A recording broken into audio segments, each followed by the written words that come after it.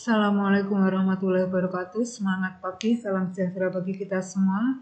Terima kasih untuk waktunya. Saat ini kita akan memasuki pertemuan ke-10, di mana di pertemuan ke-10 ini kita akan membahas mengenai startup, yaitu perusahaan rintisan yang baru dibangun dan tentunya fokus pada inovasi untuk memecahkan masalah-masalah spesifik yang terkait dengan produk ataupun layanan. Sebelum saya mulai, saya akan share screen terlebih dahulu.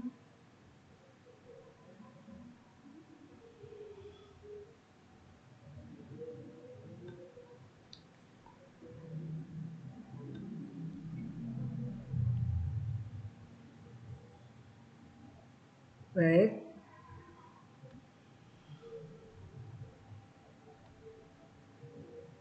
Startup. Nah, seperti kita ketahui apa itu startup? Menurut Steve Blank, a startup is an organization formed to search for a repeatable and scalable business model.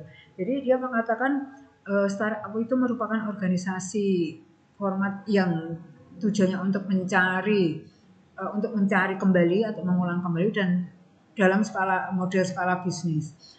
Kemudian kalau menurut Eric Rich, a human institution designed to create something new under condition of extreme uncertainty. Jadi dia mengatakan suatu institusi yang dikreasikan oleh seseorang mengenai sesuatu yang di bawah kendali mereka, dan tentunya ini karena adanya ketidakpastian itu tadi. Kemudian secara definisi menurut orang-orang Indonesia, startup itu disebut startup karena bentuk organisasinya itu masih baru dan sedang dalam fase pengembangan untuk menemukan pasar yang tepat. Kemudian startup juga merupakan bentuk kewirausahaan yang saat ini diminati oleh para pelaku bisnis karena dapat dimulai hanya dengan bermodalkan kemampuan yang berswadaya beserta ide bisnis yang inovatif, spesifik, menarik, unik, dan kreatif. Dan startup jauh berbeda dengan paradigma bahwa untuk memulai bisnis itu harus diawali dengan modal besar dan berbentuk perusahaan, misalnya PT, CV, firma, dan lain sebagainya, sehingga siapapun itu dapat memulai bisnis startup tanpa harus memusingkan syarat dan aspek legal dan biaya pengurusan ke notaris ataupun kantor perizinan. Jadi startup itu bisa dikatakan sebagai perusahaan rintisan yang baru dibangun dan mereka fokus pada inovasi untuk memecahkan masalah spesifik dengan produk ataupun layanan, dan mereka juga memiliki potensi pertumbuhan pesat dan seringkali memanfaatkan teknologi digital. Startup ini berbeda dari bisnis konvensional karena apa? Karena tujuannya untuk berkembang dengan cara cepat, skalabilitas yang tinggi, dan tentunya mencari model bisnis yang tepat melalui inovasi yang berkelanjutan, bukan hanya memenuhi permintaan pasar yang sudah ada. Di mana di sini bisa kita ketahui mengenai karakteristik perusahaan startup, yaitu pertumbuhan yang cepat atau high growth dan berorientasi teknologi informasi dan komunikasi. Kemudian ada inovasi berbasis teknologi, kemudian solusi masalah, fase pengembangan dan sebagainya. Dan bahkan di sini umumnya investor itu hanya tertarik pada perusahaan yang menjanjikan high return, pengembalian yang sangat tinggi atas potensi laba investasi. Maka startup itu tetap diorientasikan pada kemampuannya untuk menghasilkan profit. Nah, startup dapat berpotensi tumbuh pesat dengan keterbatasan investasi modal, tenaga kerja, ataupun sumber daya manusia. Nah, jadi di sini karakteristik utama dari startup yang pertama yaitu inovasi, yaitu dengan menciptakan sesuatu yang baru ataupun memperbaiki yang sudah ada secara signifikan. Kemudian pertumbuhan cepat, high growth atau high growth, atau bisa dikatakan scalability, yaitu dirancang untuk tumbuh secara eksponensial, bukan linear. Kemudian berbasis teknologi, seringkali memanfaatkan teknologi digital, misalnya internet, aplikasi, berguna untuk jangkauan dan efisiensi. Kemudian startup juga memiliki karakteristik dalam memberikan solusi masalah, yaitu seringkali menawarkan produk ataupun layanan yang menjadi solusi nyata bagi banyak orang. Dan startup mempunyai karakteristik yaitu sebagai fase pengembangan, yaitu masih dalam tahap penelitian untuk menemukan model bisnis yang ideal. Dan tentunya karakteristik utama yang paling bontot yaitu pendanaan, umumnya mencari pendanaan dari investor eksternal. Jadi bukan dari internal tapi eksternal, misalnya venture capital. Nah, contoh startup yang saat ini ada itu di Indonesia khususnya ada Goto, Gojek, dan Tokopedia, kemudian Traveloka, kemudian Ruang Guru, Halodoc, dan lain sebagainya. Nah, perbedaan dari antara startup dengan bisnis konvensional yaitu dari tujuan, inovasi, resiko, dan potensi. Dari segi tujuan, startup itu fokus menciptakan solusi baru dan pertumbuhan masif. Sedangkan bisnis tradisional atau konvensional itu fokus profitabilitas stabil. Dan inovasinya startup sangat bergantung pada inovasi teknologi, sedangkan bisnis tradisional atau konvensional itu lebih adaptif. Jadi bisa menyesuaikan kondisi apapun. Dan untuk resiko dan potensi, startup itu berisiko sangat tinggi, tetapi potensi imbal hasilnya itu juga sangat besar. Nah, kalau konvensional itu kan resikonya biasa, potensi imbalnya juga bisa menyesuaikan. Kemudian startup is what you make it. Apa yang akan kalian buat dengan startup? Startup. Start a startup. Cara memulai membuat startup. Yang pertama itu bentuk sebuah tim, kemudian menciptakan sebuah produk, melindungi keuntungan melalui paten, memasarkan produk, mengembangkan strategi pembiayaan, dan juga membentuk strategi exit. Jadi pada saat kita mau membuat startup, minimal kita membentuk sebuah tim dulu. Karena kan ini kan kita butuh perencanaan, butuh pembiayaan, butuh inovasi, bentuk-bentuk seperti apa yang akan kita tampilkan, layanan-layanan apa yang akan kita berikan kepada calon konsumen. Jadi kita harus tahu gitu ya, makanya kita membuat suatu tim untuk membahas semua apa yang akan kita rencanakan tadi dan menciptakan suatu produk. Nah, produknya itu tadi misalnya Gojek, berarti dia memberikan layanan transportasi secara online. Kemudian Traveloka itu berarti masalah pariwisata. Jadi kita mau berwisata kemana secara online juga. Ruang Guru berarti kita belajar secara online. Halodoc berarti kita memberikan layanan kesehatan ataupun konsultasi kesehatan secara online. Kemudian selain menciptakan produk, kita juga harus melindungi keuntungan melalui paten. Nah, begitu kita sudah membentuk sebuah tim, sudah menciptakan suatu produknya, minimal kita akan membuat startup ini, kita juga harus mempatenkan hasil bisnis kita yang tadi. Karena apa?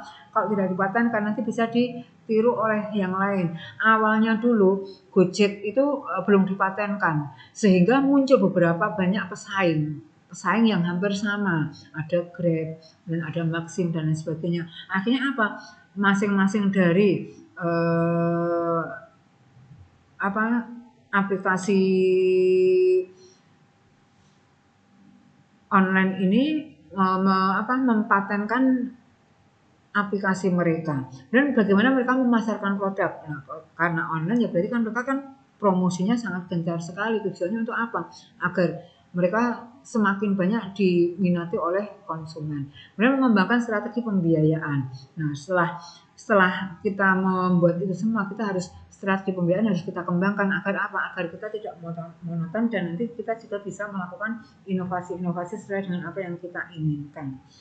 Kemudian membentuk strategi exit.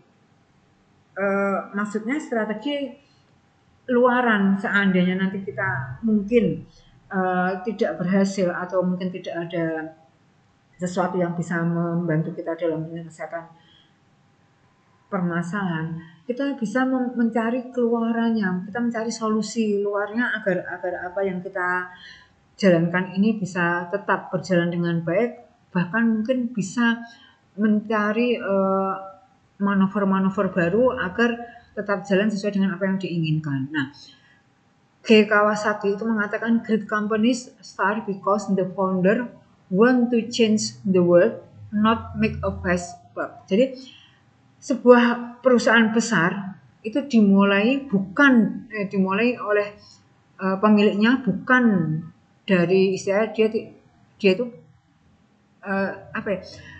sebuah perusahaan besar itu dimulai karena pemiliknya itu menginginkan perubahan dunia atau perubahan dunia bisnisnya, bukan karena mereka ingin berkembang secara cepat gitu, jadi atau bahkan mungkin nanti hilang secara cepat. Nah, itu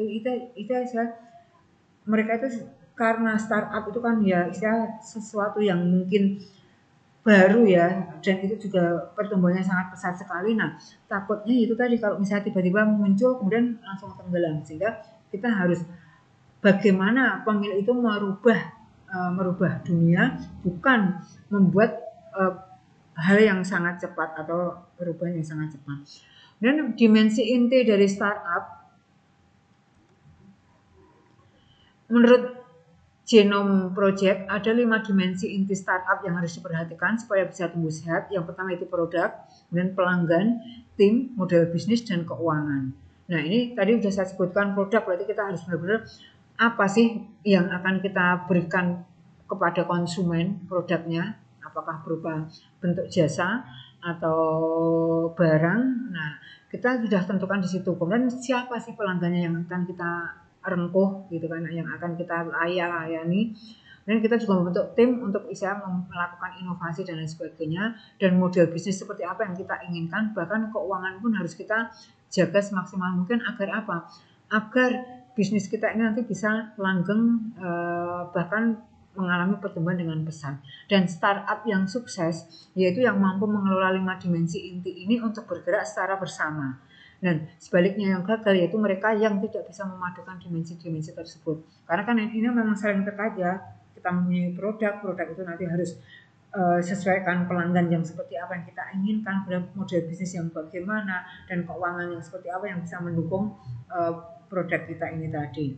Dan dimensi produknya, bisnis apapun yang digeluti harus membuat produk yang sifatnya seperti aspirin ketimbang vitamin.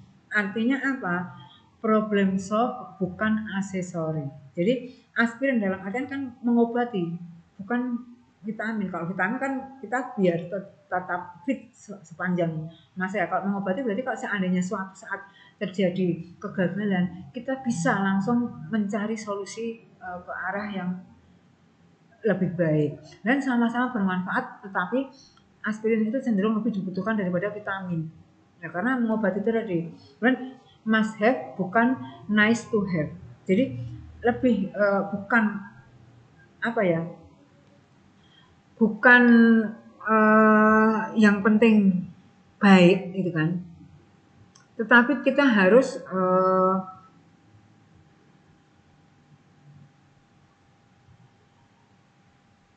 punya gitu, must have, harus punya, bukan yang penting baik kita punya saja, seperti itu. Tidak, kita harus punya, bukan memiliki yang bagus gitu, bukan hanya sangat menyenangkan, memiliki ini sangat menyenangkan sekali, tidak, tapi kita harus memiliki, bahkan berikan benefit, bukan sekedar nice to have feature. Artinya apa? Kita harus memiliki benefit, profit, keuntungan, bukan hanya sekedar gambarannya itu yang baik. Dan tantangannya yaitu mengkaji ulang apakah produk tersebut sudah sesuai dengan kebutuhan pasar atau tidak. Kemudian kita mencari cara agar produk menjadi bersifat seperti aspirin. Kemudian produk mass yaitu be real and work. Jadi harus nyata gitu kan, nyata dan bekerja. Be unique, menjadi sesuatu yang unik. Be proprietary, jadi harus proprietary. Dan meet a well-defined need in the marketplace. Jadi kita harus memberikan definisi yang baik, bukan hanya keinginan ya, bukan hanya kebutuhan di dalam marketplace itu sendiri. Kemudian demonstrates potential for product expansion to avoid being a one product company. Jadi kita harus memberikan gambaran yang potensial mengenai produk kita, bukan hanya sekedar suatu produk perusahaan. Emphasis usability, jadi kita harus kegunaannya itu sangat baik sekali. Solve a problem or improve a process significantly, berarti kita bisa memberikan jalan keluar yang baik atau memberikan proses improvisasi yang sangat signifikan. Before mass production with potential for cost reduction. Jadi menjadi produksi yang massal dengan memiliki potensial untuk reduksi mengenai biaya. Dan dimensi pelanggan, tadi mengenai produk. Dimensi pelanggan yaitu pelajari besaran pasar yang akan dimasuki. Nah, bila pasarnya itu besar, otomatis lebih cepat dan lebih gampang. Nah, apabila pasarnya kecil, maka harus bersiap untuk memiliki nafas yang sangat panjang. Kalau kecil berarti kan kita kan harus bagaimana caranya kita itu bisa bisa mencakup seluruh pasar agar mereka tergantung kepada kita. Dan market potensial, kita harus memiliki potensi pasar, market size ukuran pasar, market share pangsa pasar, market grow pertumbuhan pasar. Jadi kita harus mengikuti ini semua. Kita potensi pasarnya seperti apa, ukuran pasarnya bagaimana, pangsa pasarnya juga bagaimana, apakah sesuai dengan segmen-segmen yang kita masuk, dan pertumbuhan pasarnya pesat atau tidak, kita butuh itu. Jadi market potensial artinya apa? Perkiraan jumlah permintaan dari jumlah pembeli potensial kalikan frekuensi pembelian dalam satu bulan dikalikan harga jual produk. Jadi ini benar-benar kita harus memperkirakan semuanya itu agar potensial pasar itu bisa kita pegang dengan baik. Ukuran pasar, jumlah penjualan real dari suatu produk dalam waktu 1 tahun dikalikan harga jual produk. Nah, ini penjualan kita harus tahu seberapa besarnya, seberapa banyaknya, sehingga kita akan bisa memperhitungkan mengenai profitnya. Pangsa pasar, proporsi penjualan dalam persen, keseluruhan dari seluruh pemain pada bisnis atau produk yang sama. Kemudian untuk mengukur seberapa menarik suatu perusahaan itu akan memasuki pasar. Pertumbuhan pasar, tingkat pertumbuhan penjualan dari periode ke periode bagaimana. Bisnis baru biasanya memiliki potensi atau pertumbuhan yang sangat tinggi. Jadi kalau bisnis baru memang biasanya kan orang akan tertarik, akan penasaran dengan produk tersebut. Tapi begitu nanti sudah mungkin agak lama di pasaran, akan berkurang keinginan dari konsumen. Nah, agar tidak mengalami penurunan, maka kita harus melakukan inovasi-inovasi. Kemudian market mass, tentang pasarnya. Have current customer and the potential for many more. Kita harus memiliki customer yang benar-benar potensial, yang fleksibel itu tadi ya, dan mereka juga memiliki uang yang lebih. Grow rapidly, jadi pertumbuhan yang sangat cepat, 25% sampai ke 40% per tahunnya. Have a potential market size in excess. Nah, ini memiliki ukuran pasar yang sangat potensial sekali, dan excess minimal, hitungannya jutaan gitu kan. Dan so where and how you are competing in the marketplace.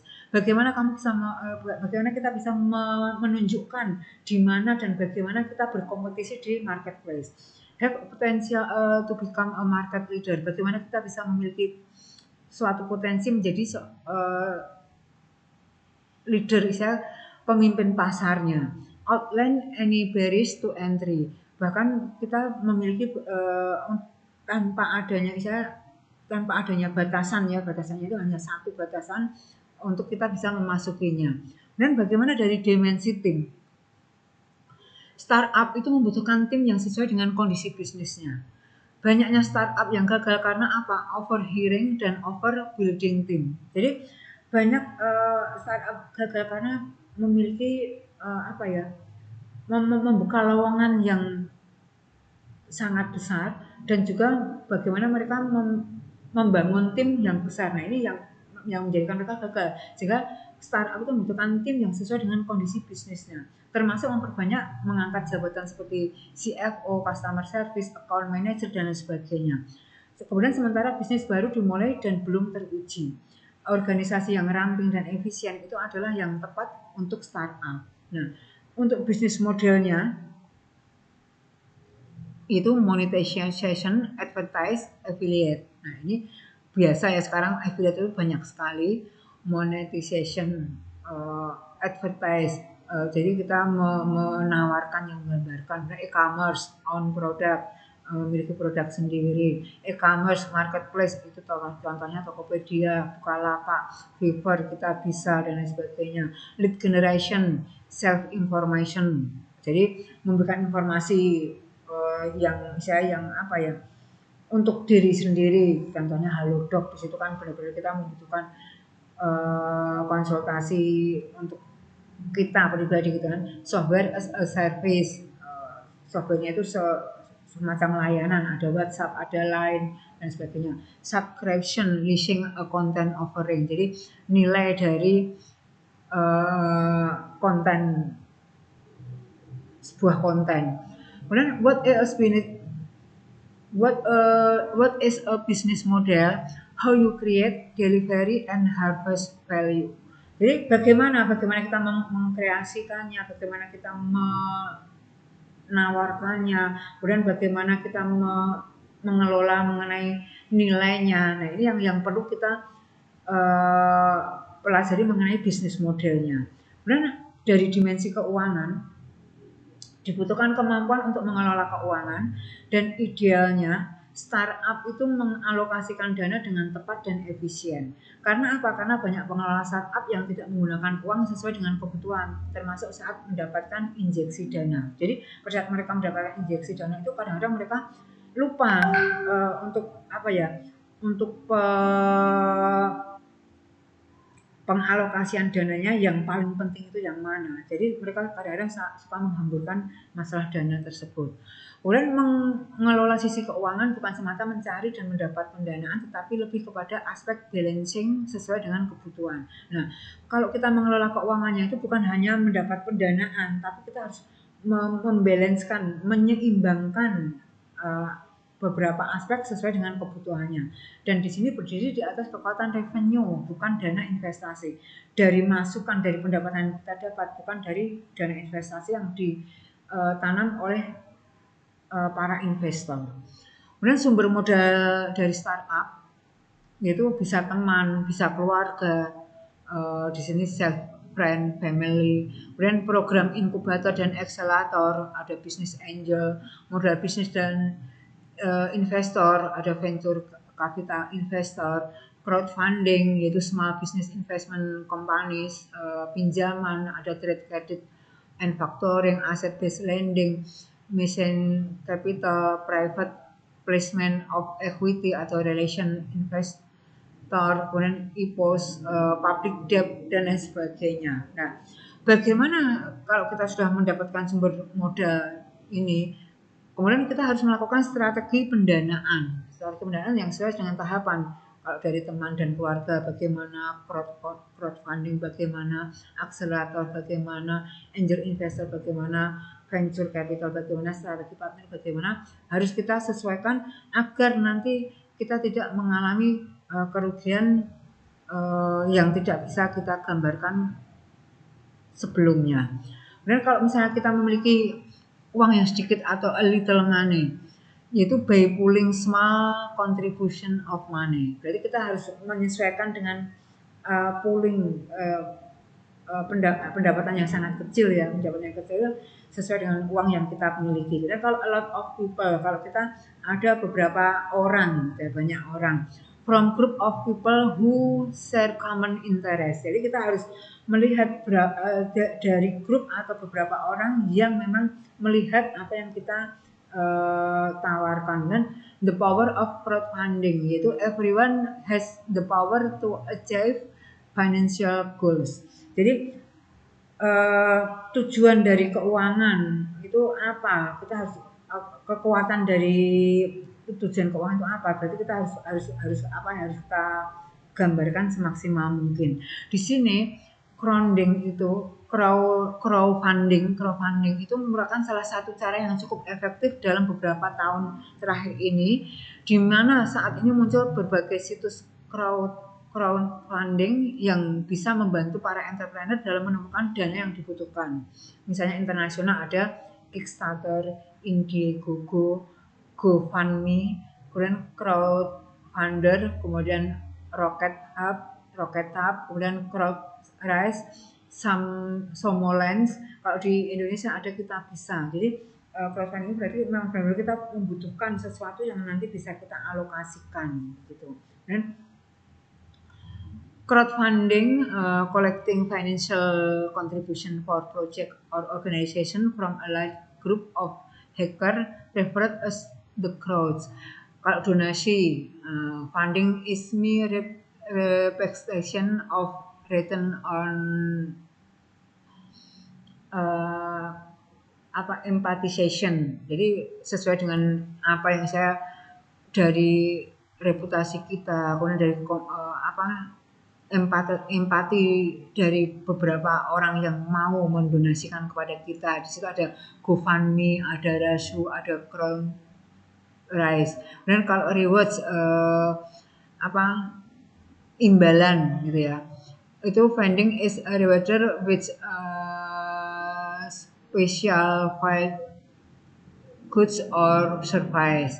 Jadi dari reward mengenai spesial dari barang ataupun jasanya. Itu ada Prosper, ada Somolens, ada Upstart. Dan kalau equity itu funding is compensated with equity portal ownership in the project. Jadi ini ada equity net, ada fundable, ada startup value. Dan ada 6 tahapan pembiayaan yang dapat ditawarkan oleh venture capital yang bersesuaian dengan tahap-tahap perkembangan perusahaan. Yang pertama yaitu seed funding, yaitu pembiayaan tingkat rendah yang diperlukan untuk membuktikan ide baru yang sering disediakan oleh angel investor atau investor malaikat ya. Crowdfunding juga merupakan bagian dari seed funding. Startup yaitu tahapan pembiayaan untuk perusahaan di awal berdirinya yang membutuhkan dana untuk biaya pemasaran dan pengembangan produk. Dan growth, pembiayaan untuk penjualan awal dan dana manufaktur. Second round yaitu modal kerja untuk tahap awal perusahaan yang menjual produk tetapi belum mengubah keuntungannya. Ekspansi disebut sebagai pembiayaan mezzanine, yaitu uang ekspansi untuk perusahaan yang baru yang menguntungkan. Exit of venture capitalist yaitu juga disebut dengan bridge financing, yaitu putaran keempat ini termasuk untuk membiayai yang go public ya, proses kita ke arah go public. Nah, startup lokal contohnya ini Gojek, an object for every needs, Bukalapak, belanja